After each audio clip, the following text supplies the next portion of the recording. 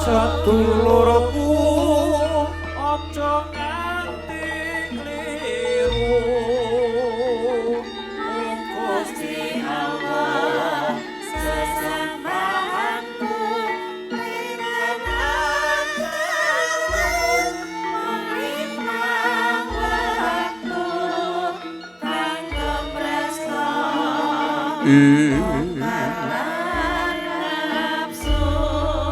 sedulurku aja nganti kliru Gusti Allah sesembahanku linamah mengimbang waktu kanggo presta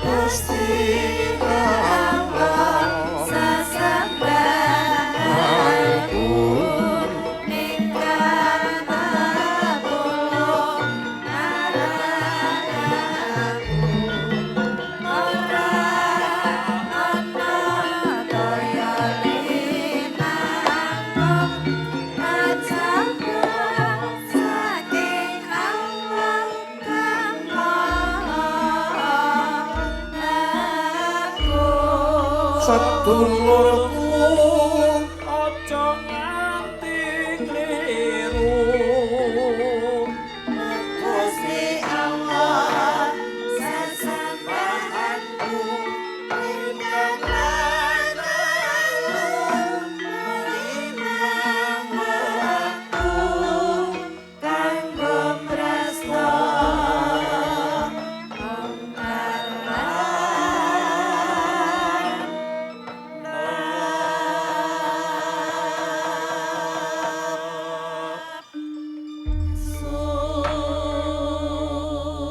makan ngonjokake rasa puja puji syukur sahandap pepadaning Gusti aku lawan kowe bisa ngestu padha ngestokake dawuh pangandikaning para panawung grida utawa para panitia gelar budaya makarya bebarengan utawa ing samengko pinandhegat lan kang nandhegani DPRD Kabupaten Magelang. Iya. Mula ora ana rasa ingkang luwih utama kejaba amung atur gunging panuwun lan rasa kurmat kagem panjenengane Bapak Bupati Kabupaten Magelang.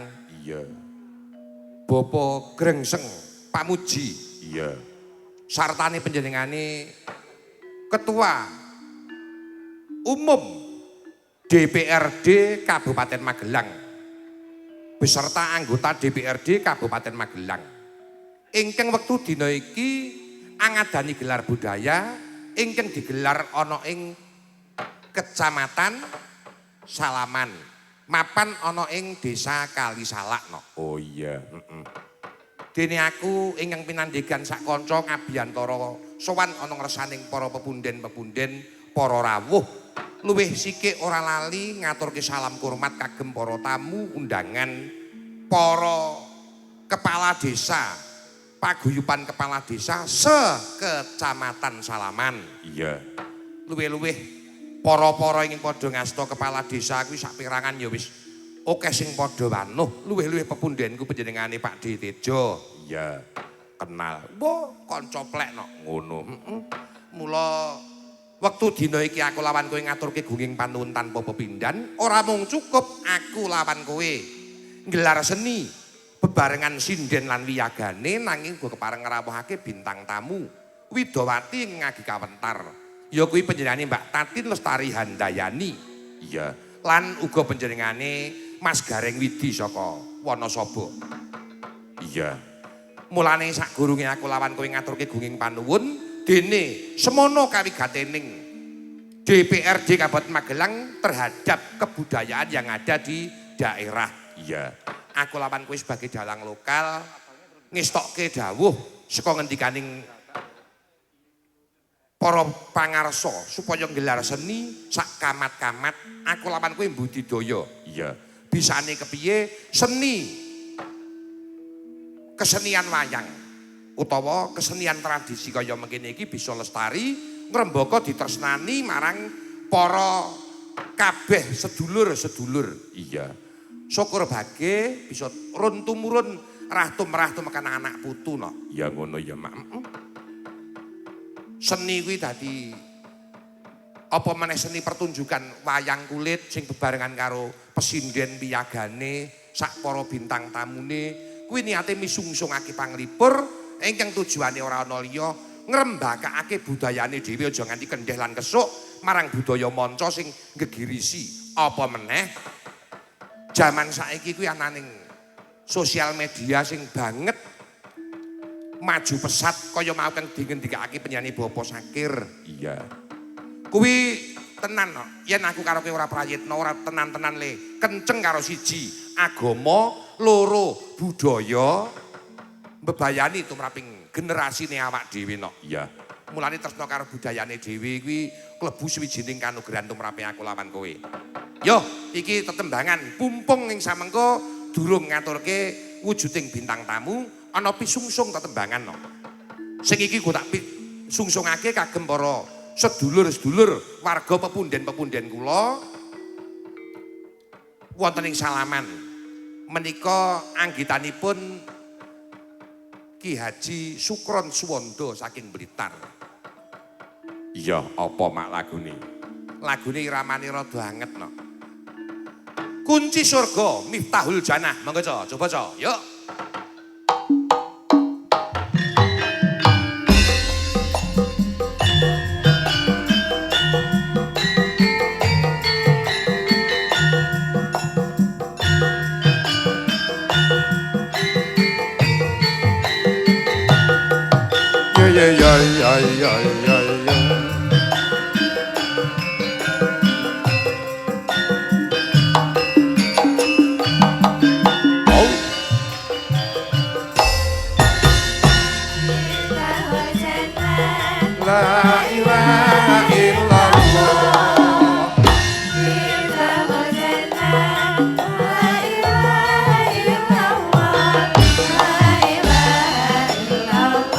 Muhammadur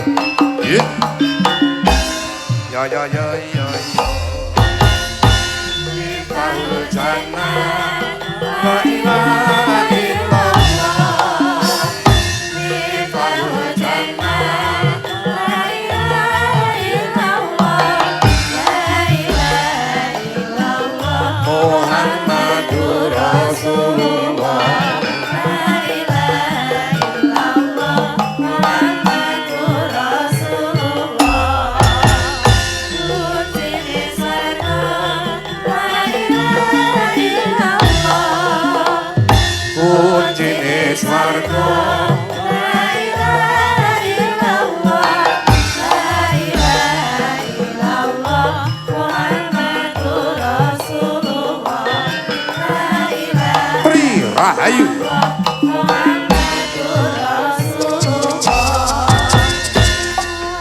manungsa ngecek padha elinga urip ning donya uripe mung watara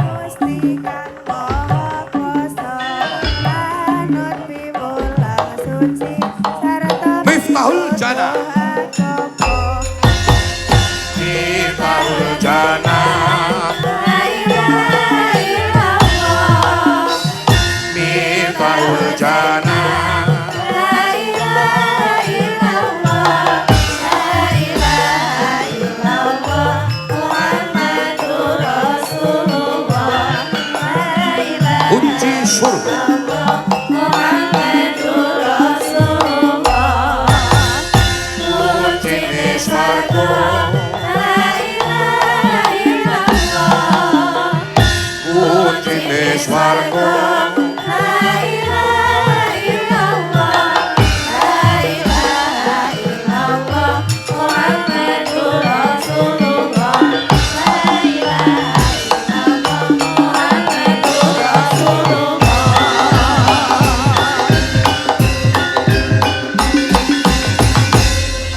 sembah nuwun iki nggo pambuka no. Ya, Mula sing jenengane wayang kuwi melebur dalam kegiatan utawa dalam keadaan apapun no. iya ngono ya, Mak.